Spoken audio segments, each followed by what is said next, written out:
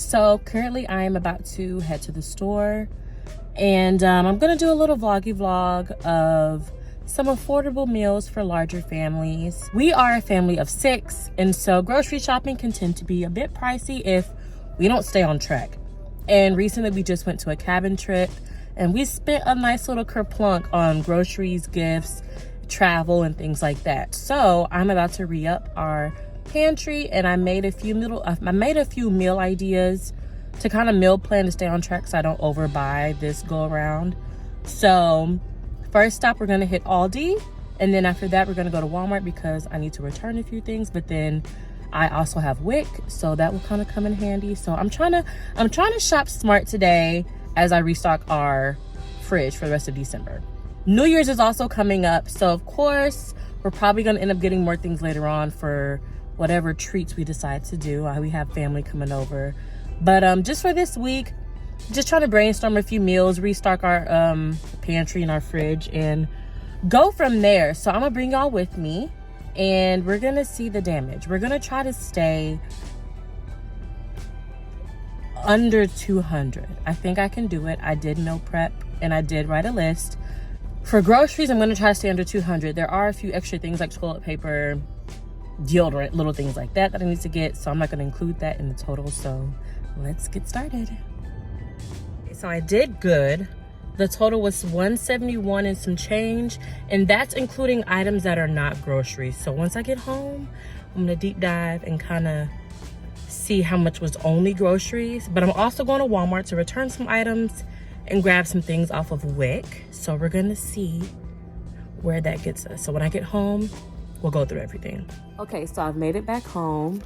I'm looking at my receipt. My total was $171.71. I went ahead and subtracted the things that were not food items like toilet paper and paper plates and stuff. That brought me down to $126.42. I did have to circle back and grab some little ground beefs because I did say that I was gonna make it to Walgreens. I did say that I was gonna make a run to Walmart, but my husband had to go somewhere, so I went ahead and came back home. So on my way home, I circled back to Aldi and grabbed 3 ground beefs, and that cost me, I believe, $11. So total for groceries today, I spent maybe $137 and some change, which is amazing. I got everything except for my basics like bread, eggs, and milk. I was gonna get that stuff on WIC, so I'm not really tripping on that stuff. Plus, I've been backing off of dairy anyway. Usually I would get almond milk, but whatever. So roughly, let's just round it up to 140, which is amazing. So I have a few things for snacks, I have a few things for lunch, and I have a few things for dinner. So I'm gonna be making spaghetti tonight, and that meal will roughly be $13 and some change, not including an onion and a bell pepper. So let's round that up to $15 for tonight's meal, on top of a bag of mixed veggies, which was about 85 cents. So yeah, we're gonna round up today's meal to be about $16 to feed 6 people. And I mean, if you ask me, that's pretty good. So, if you ask me, I think that's very, very good. So I'm gonna show you guys when I start whipping it up, and that wraps up today's little meal. I did just give the kids some roasted honey peanuts and some raisins as a snack. I already had the raisins. The peanuts were about $2. So all in all, I think I did great today. So I'm gonna try to keep up with the meals that I make this week from today's grocery list to kind of help you guys maybe have some ideas or come up with some ideas for your large families or even small families. If you have a family smaller than 6, then that's even better, because I'm trying to figure out things for 6 people. Our baby is no longer just living off of milk. So now I have to make sure that whatever I make, she can eat and things like that. And that whatever I'm feeding them is enough to keep them full. Convenience is expensive. So I've been realizing that we've been wasting money buying quick things that don't last long. all because it's convenient. And I'm like, you know what? I gotta not be lazy.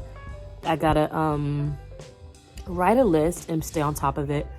And plus, it's better. Like, I feel better about myself when I make something on my own, and it's more substantial, a little more nutritious, and it gets them full longer. So I'll take y'all along the journey if that's what you're interested in. If you want to see more videos like this, go ahead and let me know, and I'll keep you guys updated.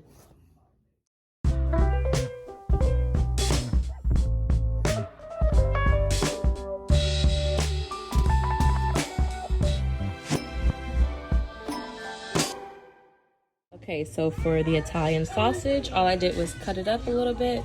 I am going to save one piece for a dish later on in the week. I just cut them up, and then I'm gonna have this, and then I'm gonna add the ground beef and cook it all together. Because who wants a pasta that's not extra meaty? For these sauces, I've never had them before. I've had vodka sauce before, but I haven't had the, I'm not sure how you say that, but I'm hoping it makes it pretty good today. So we gonna see. This is a 2-pound box, but I think I'm only going to need 1 pound of this. So, yeah.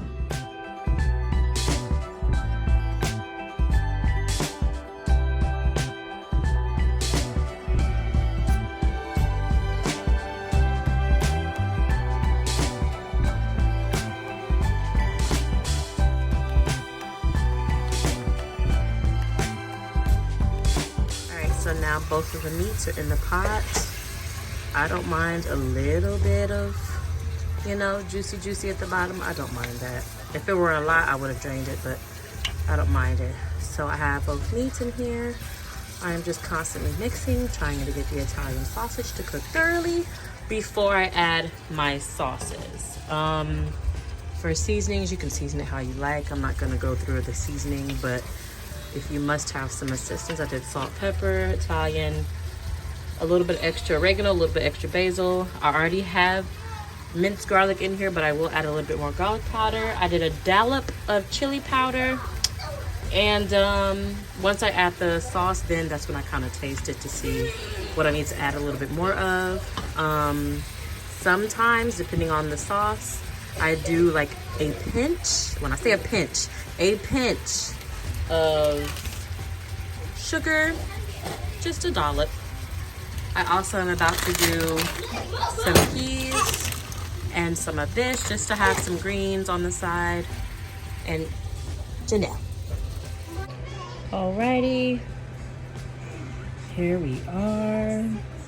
I still have to do some mixing because we have some sauce here at the bottom. So we gotta get everything nice and mixed. I'm gonna cover this and let the noodles kind of soak in some of this flavor from the sauce. Yeah, I'm not one of those people that make spaghetti and then you pour the sauce on top. Yeah, no, can't do it. So I make my spaghetti this way. You can make it how you want. But yeah, our veggies seem to be still steaming and and doing their thing, and we'll be ready to eat very shortly. Ignore the mess. This is the aftermath of our gingerbread house.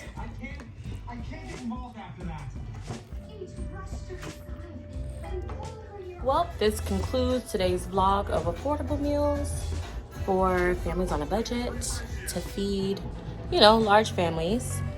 I'm about to eat this and call it a night. I will check back in tomorrow for the next meal. Till next time.